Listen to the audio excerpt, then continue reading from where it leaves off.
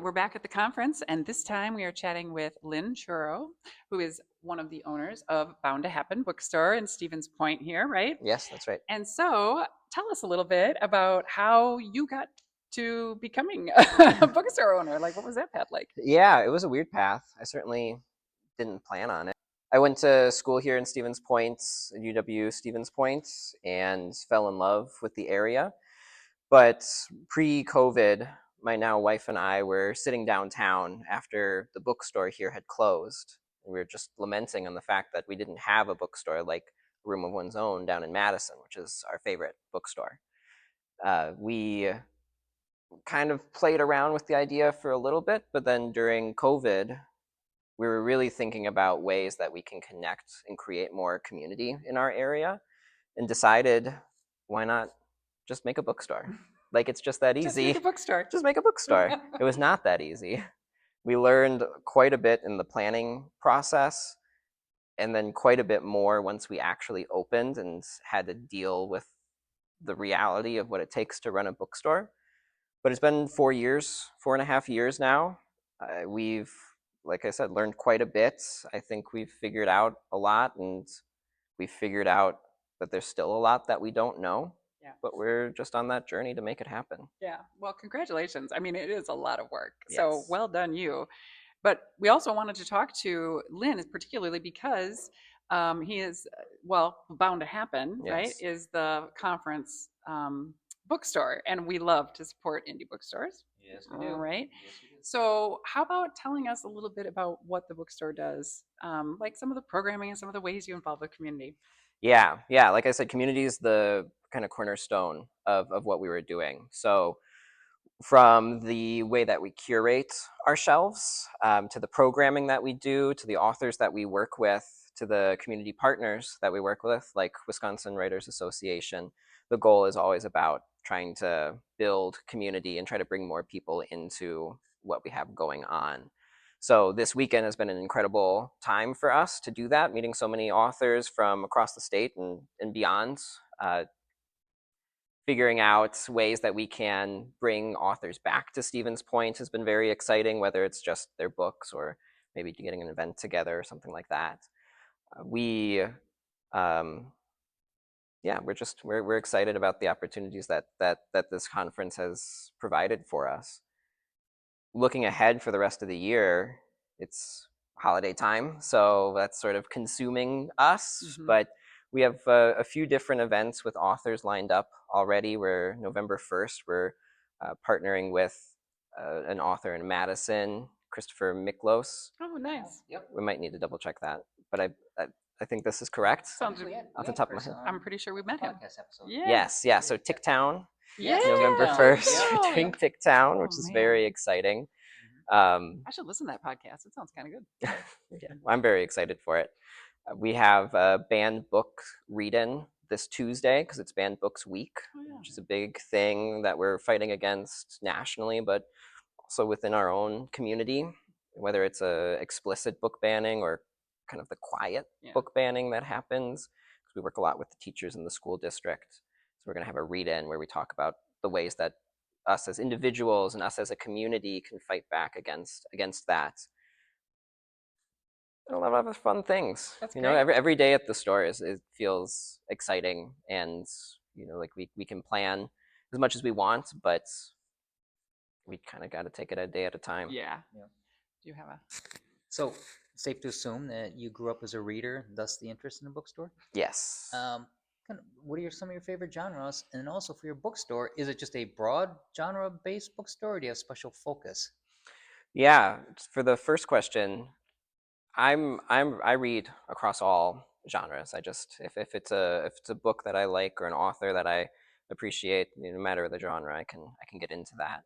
I think where I sort of am focusing right now is certainly in horror genre. It seems like there's a renaissance in horror books. So it's not just a seasonal thing because of Halloween. No, You're no, it seeing a isn't. trend. Yes, no, there is, especially with independent authors. I've seen there's a big scene growing there, and then a lot of political nonfiction because of the world we live in. We need to kind of understand what's going on, where the patterns might be repeating themselves, and what we can do about that. looking back, I was just talking to an author here because we're asking people what their favorite read of 2025 was. A lot of people have asked me what my favorite book is, just wholesale, and I think I always go back to The Giver by Lois Lowry. It was a book that what I read as a kid, where I would read it, put it down, and then maybe an hour later I'd go back to it because I just felt like there was something different that I could get from it every read through. And it maybe was foundational in some way at looking at the way that society, communities are built around us, and then the ways that we have power over that, the ways that we don't have power over that, and what that means. And so that was an exciting book. But to the second question about like what we carry, we're in all ages, yeah, all genres. Bookstore, we have new and used books.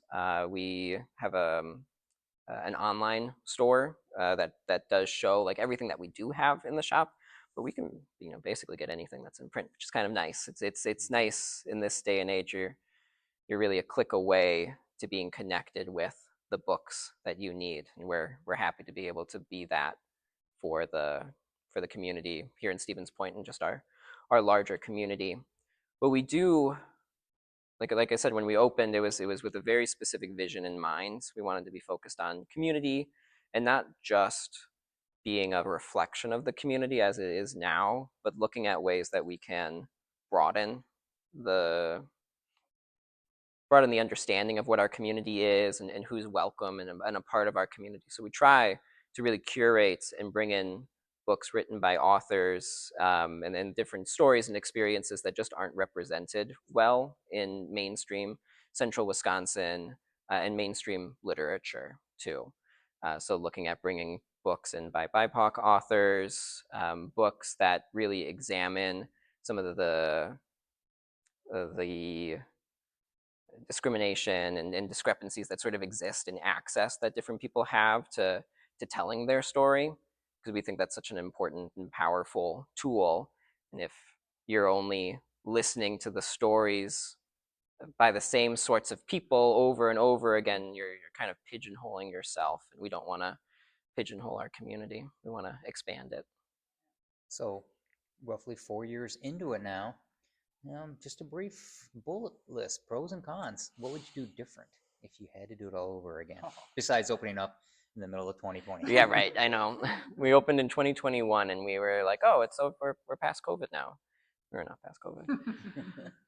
What me and the other owners joke about is that if we knew what it would take to open a bookstore, we probably wouldn't have done it in the first place. There was a lot of work involved, that we just didn't appreciate or So, understand. is this like permitting, town requirement that, or is just actually Inventory. stocking, finding a store? Yeah, the nice thing about the American Bookseller Association, which is our trade association, they've partnered and kind of created this professional bookseller school, which is online. Oh. So we can just take these classes as we need to. So we're able to take like accounting classes, yeah, inventory management, just how to run a bookstore itself, and yeah, I did not appreciate the work that goes into this industry. It's really a legacy industry. I think that there's kind of a resurgence of sorts of bookstores in the COVID and this sort of strange mixed post-COVID world we live in, because people have all over the place have been looking for this new community, and I think there's this line that kind of separates, maybe like a boutique sort of place. You open up, you carry books, which is where we started. We knew we wanted to carry books, and we knew some of the ways to do it.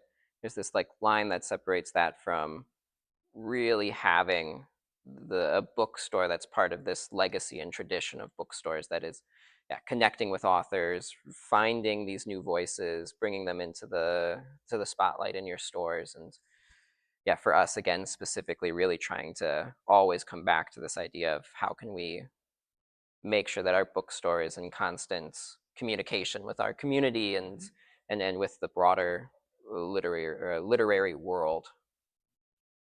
Nice. All right. Anything else?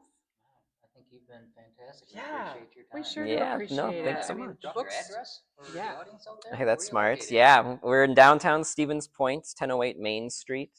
But we have an online presence. You can always go to boundtohappenbooks.com. We also sell ebooks and audiobooks. Nice. Yeah, support those indie bookstores, folks. Please. Right? Best of luck going forward. Thank Thank- you Thanks, for man. being our bookstore partner too. Thank you so much. Yeah. All right.